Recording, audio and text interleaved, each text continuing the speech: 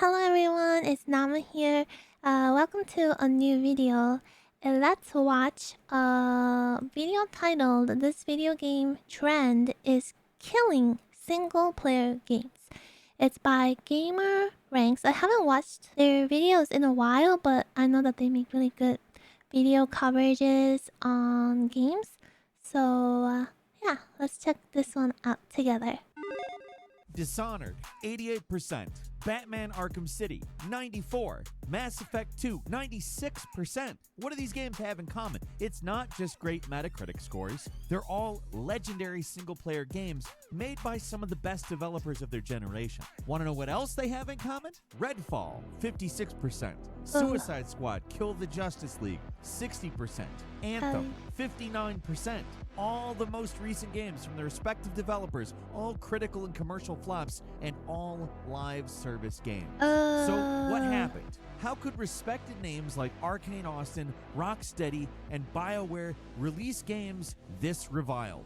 Hi folks, it's Falcon, and in a word, it's live services. Instead of focusing on the single-player games they were so good at, these developers were led astray by the promise of guaranteed profit. But as we figured out in 2024, there are no guarantees in the games industry. Right now, it seems like all a developer can do is stick to what they're good at and hope for the best. But these guys didn't do that. Instead, they decided to follow a dangerous trend that's killing single-player games, and they're paying for it. And don't get us wrong, at Gameranx we are definitely frustrated and pissed off at the current state of the industry. But it's not like we celebrate gleefully once a once great studio's reputation ends up in the dumps. It sucks. I loved BioWare. And it feels like there has been a pretty fair amount of these types of videos where we're talking about what's wrong with the game. And yeah, it's easy rage bait, but I don't take joy in tearing stuff down. We don't take joy wallowing in the filth. Yes, it's sometimes funny to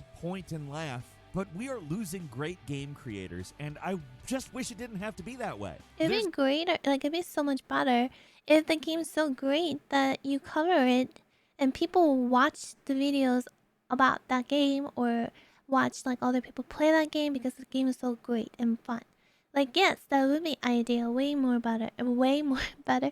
Way better. There's a specter haunting the games industry, a specter called the live service. It's infected the minds of every corporate suit and bean counter, and can you really blame them? I wonder it's because they've seen the success of like Fortnite. They see it like here's the scene. Isn't this Fortnite? And they wanna have one like it for themselves.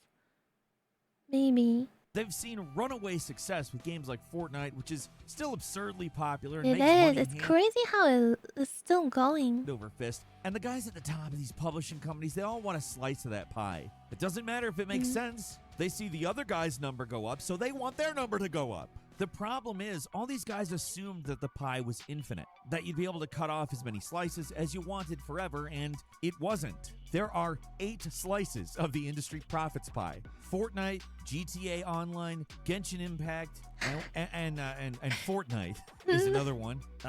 Also Fortnite. Fortnite 2 gosh, also. that's true. I'm going to mention Fortnite one more time. I'm so surprised Genshin's on there.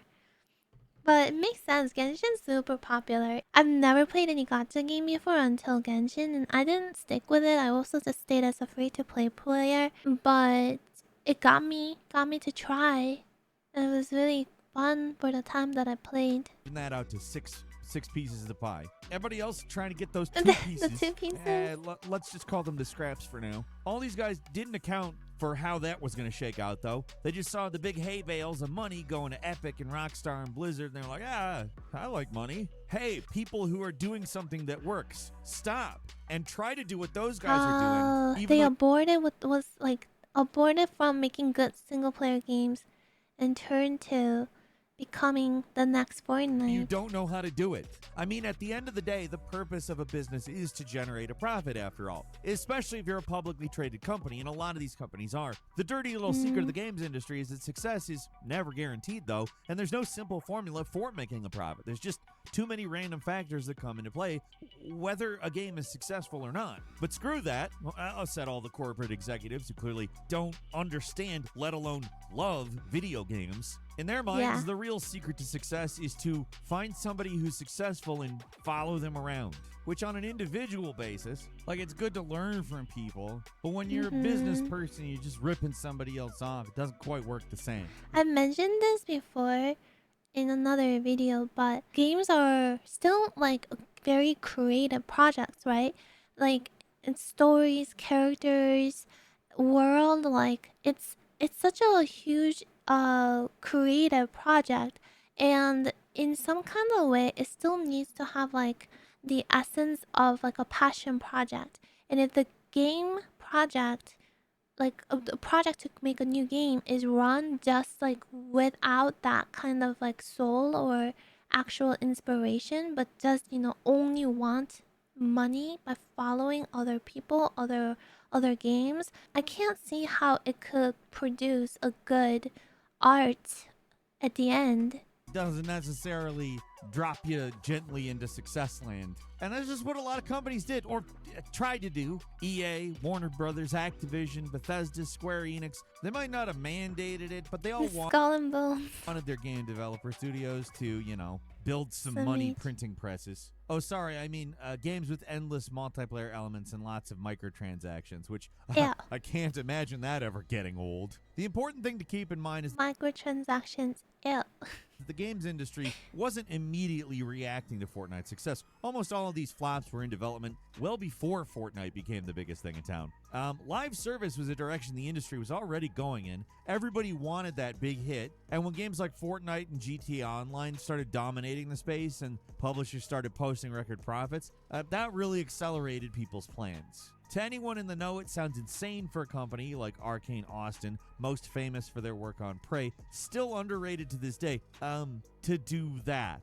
Like Bethesda going, hey, Arcane Austin, we own you, and what we want from you is live service games, when you clearly make immersive sims and do it in a highly specific way that is both critically and commercially well received. And then Microsoft buys them, and Redfall just tanks hard because it's Redfall, and that's the first thing that Microsoft observes. I mean, this is a studio that... Wait a minute. So they bought a company that made a great single-player game, and then they took that team and told them to make a live service game? Is that what happened? To anyone in the know, it sounds insane for a company like Arcane Austin, most famous for their work on Prey, still underrated to this day, to do that. Like Bethesda going, hey, Arcane Austin, we own you, and what we want from you is live service games, when you clearly make immersive sims and do it in a highly specific way that is both critically and commercially well received. And then Microsoft buys them, and Redfall just tanks hard because I don't know it's about Redfall, this game. and that's the first thing that Microsoft observes. I mean, this is a studio that really knew I'm assuming that's the live service game that the team was pushed to make. Games. People got jobs at Arcane Austin because they liked that kind of game, because Arcane Austin was famous for it. So everybody at Arcane Austin was really enthusiastic about that kind of game. And yet, in 2018, the same year Fortnite was really taking off, Arcane started work on Redfall, an online-only open-world cooperative shooter. It's easy to just point at ZeniMax or Bethesda and say they forced Arcane into making a bad game. And for the most part, I am going to say that is most of the problem, particularly with this one. That being said, devs are perfectly capable of making bad decisions on their own. The orders don't always come from the top. When ZeniMax wanted more microtransactions, Doom Eternal did it by shuffling all that stuff off to the multiplayer mode. The game still had a robust single-player component, though. And really, regardless of whose fault it is, Arcane making Redfall proved to be a terrible idea. Right from the start, the project lacked direction and enthusiasm for pretty much everybody involved. And according to reports, no one at Arcane wanted to make it. Everybody involved.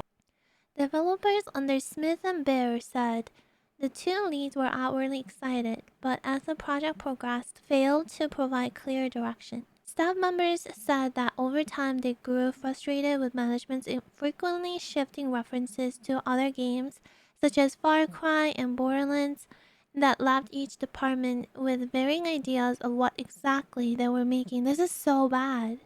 Throughout the development, the fundamental tension between single-player and multiplayer design remained unresolved. Smith and Bear did not respond to requests for comment. And according to reports, no one Morale at Arcane suffered. Veteran workers who weren't interested in developing a multiplayer game left in droves. By the end of Redfall's development, roughly 70% of the Austin staff who had worked on Prey would no longer be at the company, according to the people familiar, as well as Bloomberg analysis of LinkedIn and Prey's credits. Oh my gosh. Wanted to make it. And you can just see that in the buggy, half-baked final product. Sources said the whole project was such a boondoggle that many in the company secretly hoped Microsoft would simply cancel the game after the acquisition. And as much as people used to praise Microsoft's hands-on approach with their studios, they probably should have canceled that game. I think it probably would have been better for everybody because they would have stopped sinking money into it and Arcane Austin would still exist. I mean, not that it really matters anyway, because it's estimated that around 70% of the staff that worked on Prey left the studio by the time Redfall actually shipped. The project it's like they applied to a job and that's not what they got. Was so disheartening to the people who wanted to be at Arcane that they just quit rather than deal with it. Like, they're obviously talented people. It'll be harder for them to bounce back somewhere else, but it's not like they're no talent hacks. They will be able to find work. So why not leave? If you're going to be stuck working on something that just kills your will to wake up every day, why stay there? And, you know, because of this, and like, it must have been so bad for them to just leave like that too. 70% just skedaddled. Austin also struggled to fill empty positions because I don't know how you get people who are like really excited about working in live service games at Arcane Austin, the developer famous for immersive sims. Like, if you say to me, there's a position open at Arcane Austin, I'm like, oh, really? Yeah, they're making a live service game. Oh, well, I'm not going to apply for that. That's how my brain would work if I were them. And live service games are the problem, but they're not the full problem. It's possible for a live service game to be good. Helldivers 2 shows us that in spades. The problem here is forcing single-player devs who are not interested or straight up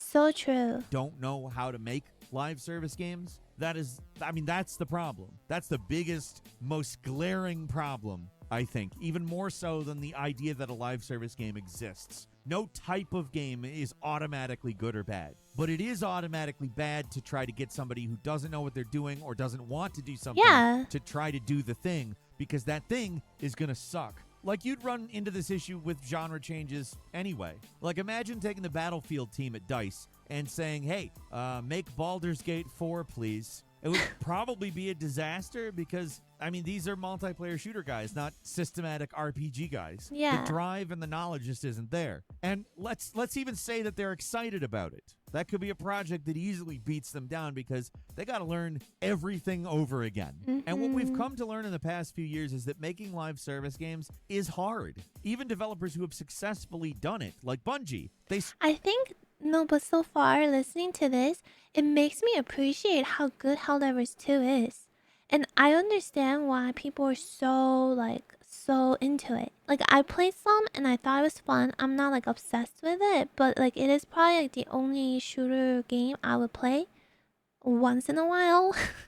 And I love that, like, I don't have FOMO about the fact that I'm not playing this game. It doesn't feel like I'm missing out on, like, or I feel like I'm slacking off on a chore, and I know that if I decide to hop in, it's just gonna be fun and silly. Like, I almost like don't even think about the fact that it is a live service game. It's really impressive how well they did it and how, like, in this economy of how bad live service games are. Struggle to remain profitable. Destiny 2 is a game characterized by crisis. It's a game that always seems like it's on the verge of completely breaking down. There are times when things are great, like with the Witch Queen, And then there's times when things are terrible and no one is happy with Destiny 2, like with Lightfall. I mean, in general, Destiny 2's been a success, but you'd never know it from the community at times. The problem with live service games is they require a constant stream of updates to stay afloat, and that means they need a constant stream of labor. And that means you're never done with them, ever. And it's a delicate balance.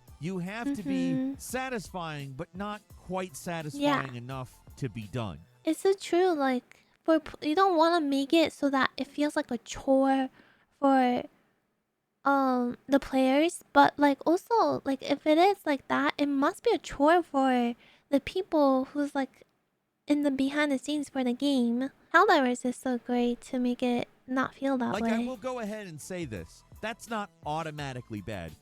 Generally, it turns out bad, but I'll again point to Helldivers 2. They get it right. It's worth continuing to play it on an ongoing basis because it is just satisfying enough to not be satisfying, but be satisfying. I know that sounds ridiculous, but still.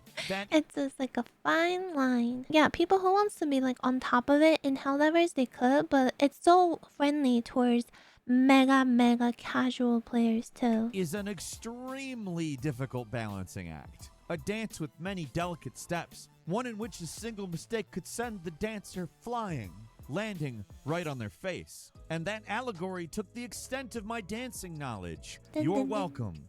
Like, take Anthem. It's another example of a game where BioWare just didn't understand how to make a live service game. Flat out. It was a loot game where nobody was allowed to mention Destiny 2 during development. BioWare was so desperate to avoid comparisons to other games, but instead of doing something unique, it just meant that the game fell in the same pitfalls that other developers had run into and learned to avoid years ago. Basic game design decision problems pop up because, quote, old-style AAA multiplayer game sensibilities tend to fly in the face of the realities of live service games. Anthem, The Avengers, Suicide Squad, Kill the Justice League, all of these games are built like single-player games with a level of fidelity, which is fine for a single campaign with a beginning, middle, and end, but it's kind of a problem when the developers are expected to continue the story forever. Either these games end up feeling hollow and incomplete from the start, with developers cutting content from the main game and slowly sprinkling it out in content updates, or the live service aspect just barely exists, with the game going months on end without updates. Either direction can kill a community. And another thing that a lot of these developers failed to take into account was the community aspect. For a live service game to thrive, it needs an active and engaged community. According to whoever you talk to, whales are responsible for 60 to 70% of the revenue in every game. But without the community, without the people there, the whales have nothing to do. Yeah, I mean, the whales wouldn't care, I think, as much about the game if there's no community. Like, for example, if nobody plays Genshin, maybe like there will be significantly less whales because they like have no one to show it to. No one cares that they have the characters, or they have certain kind of build for their characters. Executives just flat out don't understand. They think, oh, well, it's like just cater to the whales. Give them exactly what they want and screw everyone else. It leads to decisions that can be very political or pandery, and a game never builds a community because no one wants anything to do with it. Just focus on making it fun and not tedious. Whatever that fine line is, figure that out and spend a lot of energy figuring that out instead of trying to figure out all these different ways to like flip back and forth and over to stock every potential of like ways to make money that's apart from providing good game. For a very specific type of person who might be willing to give money based on the appeasement of their sensibilities. That's a highly specific example of the community problem that these developers have, but it goes out to be much more broad. Think about the other pie, the player, their time and their money. Finding a player who loves a game long enough to play it endlessly is one thing. Convincing them to play a few at once, that's tough. We all have obligations in life. Jobs, school, family, hygiene, physical and mental health. Cheeses from various countries. There's a lot of different cheeses. I've probably had 9 of them. There is a lot to experience in life, and some of it you have to do, some of it is optional, but it all takes time. You can't exactly mainline Destiny or World of Warcraft and Warframe and Fortnite and play Diablo's new season and be a productive member of society all at once. Like, it's not going to happen. I'm sure some of you are going to say that you can, but you can't. You can't. Don't try to do that. It will probably kill you. Like, we talk about crunch in game development. Like, this is also, I don't even play live service games. I mainly play single player games. I like Helldivers 2, like that kind of game where I feel like I can just jump in and play. I also like Fall Guys. I think I can jump in and play even though if I don't, even though it has Battle Pass. But apart from those, most of the time I'm just playing single player games, and I like that I can start and I can actually beat it and feel like, yeah, I did it, and that was fun. I made some good memories there. But even then, I have so many games I want to play single player, but I know I can't, and it sucks, but it's okay. Yeah, we can't consume everything. And so consumers should be picking because it's their life and their time. And I also think that these companies making games and they're trying to sell it to us, they need to respect our time and make good games that's worth playing instead of like, looking for weird gimmicks and stuff like that. But what about on the consumer end? They're asking us to do crunch, except for they want us to pay them. The reality of life is that adding another live service to your play is a tough sell, especially if that game releases as a mess or doesn't have like a good content roadmap or, any of the many live service problems we've talked about over the last few years. Like in Redfall, you can see a kind of glimmer of the old Arcane in some of the world design, or in Suicide Squad, there's hints of the Rocksteady we all know and love in certain set pieces. But with these games, their unique vision was sacrificed to chase a trend. When you try to please everyone, you can end up pleasing no one. In fact, it's much more likely than pleasing everyone. And it didn't have to be this way. Again, there are good live service games, even ones with solid single-player components, like take GTA Online. GTA 5 is still there. It's playable, and the modes are completely This separate. game is so popular. I don't get it. I don't get why it's so popular, but it is.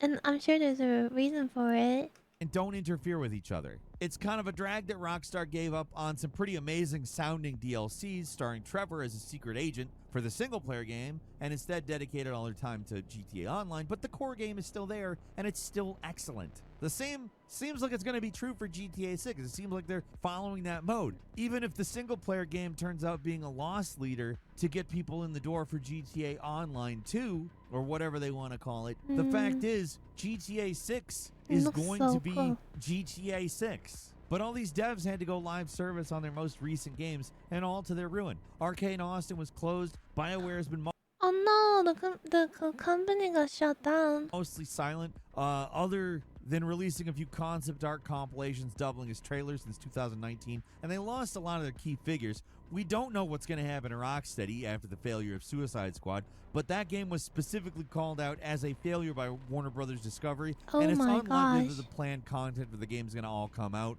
and who knows where they're going to be in a year. Yikes. Other studios have suffered too. Platinum's reputation was damaged after the abysmal Babylon's Fall. I just assume that there's some kind of contractual obligation with that travesty, because it makes no sense whatsoever. Yeah, Kamiya stopped working at Platinum, but that doesn't mean every single person with the sensibilities left. In fact, I'd wager there are a lot more people there that understand how to make games. What the hell got them involved in Babylon's Fall? Every time we bring that... Wait, so a company that made Bayonetta also kind of like, or the team that made that game was pushed to make a completely different genre of the game? Is that what it is? That one up, I'm just beyond frustrated with it. But I'll say this, out of the primarily single-player studios that made a live service push, Naughty Dog is probably the one that got out unscathed because they did the sensible thing and just canned The Last of Us Factions 2. It still cost the studio years of wasted time that could have been better spent focusing on what they're good at, but at least they're not stuck supporting a game they have no ability to keep running for years on end. That's the real issue with live service games. They're very risky propositions. Even when they're being made by developers who know exactly what they're doing, there's a good chance the game will fail, not find an audience, or just burn up too much money. So what chance does a developer with no experience with these types of games have? Like if it's a single player game and if it misses, it's just like done, you know, you just walk away. But if it's like a live service game and it misses, it's you still have to support it and you still have like wanna like make efforts to try to like save it or figure it out probably. So it just like goes on and just goes on and it tires you out, both like the team and the players. They're trying to get by on the goodwill from their previous games and their AAA developer status, but that's just not enough. If these devs had just stuck to what they're good at, they'd probably be turning a profit. Would it be all the profit? No. But again, there is a specter haunting the games industry. And when you can't get all the profit, it's just not good enough for some publishers and studio heads. Ultimately, the mindless pursuit of profits over rational business planning is the real problem here. And you could ask anyone but a studio head or one of these business executives running a publisher, anyone else, ask any other person. They'll tell you maybe we should have a plan. But for them, there is no plan. The live service game is basically like oil in them dar hills. The plan is to make live service game. That's it. That's it. That's amazing. A plan, we're just gonna set a bunch of people loose with pickaxes and hope somebody comes back with oil or gold or diamonds or something. Whatever. It's whatever's worth money. Just bring it back. No, they should have a plan. And the plan should maybe involve using people's talents and skills that have been established to make things that people want. And again, I realize that it's easy to take a big old dump on live service games, and I will continue to do that. But it's not just live service games. The industry feels like it's in a free fall. But the thing is, it's not true everywhere. Over in Japan, Capcom has enjoyed its 7th straight year of record profits. And they've been putting out a solid mix of live service and single-player games. Nintendo doing the same thing by sticking to, what they know how to do. They're not They understand their consumers, I think. I mean, I'm sure they miss with some games, but I've always really enjoyed the games that I picked up for my Switch. And yeah, I just feel like they understand everything out the window because they see something shiny. Also, I'm sure like on the like first day release, maybe like the game could not work properly here and there, but I don't think there's like usually like a major issue with Nintendo games either. They usually release games finished and people just trust them way more than like some of these other companies. Exactly what all of these other publishers and developers are doing, though, when they're trying to make something that they just don't know how to do. It's a risky business to make games. There's always going to be backfires, even when you're rationally planning things. And the result is killing or damaging the reputation of these great studios that some of the best single-player games ever have come out of. Looking back on this whole thing, these studios would have been better off just going to the casino and putting the budgets of these games on black. They could have turned a profit. A lot of this was just short-term thinking and trend chasing. I wish I could say the industry is finally starting to learn its lesson after the latest high-profile service game failure, but no. After admitting the Suicide Squad Kill the Justice League was an utter failure, what was Warner Brothers Discovery's takeaway from the whole thing? To double down on live service games, of course. Even though their most popular game, their most profitable game, probably the biggest success they've had in years was, Hogwarts Legacy, an entirely single-player game. They made a crap ton of money off of that. And after a live service failure, they're like, well, single player games. Am I right? Make another live service game. If there's one thing you could count on in the games industry, single player games are so good. Isn't that how like games started out? I don't know. I imagine, man, they don't know. They don't understand how powerful, amazing single player games are. People will play the heck out of it. People will like do speed runs. People will like mod it and just share it, play it over and over in all different ways. And if the community is there, like once again, I think that you can like make a great game, even if it's a single player game. If it's really popular and people love it, people will buy merch, make your money that way forever. These big corporations will make dumb as hell decisions.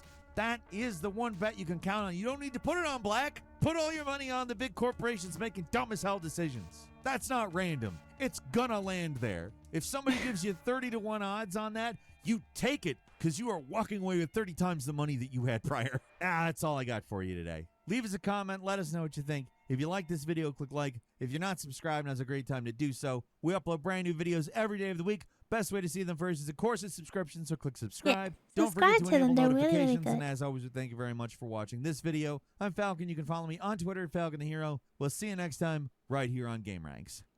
Let's go. Great video. Hopefully things will get better. Thanks for watching this with me. I will see you all in another video. Until then, take care.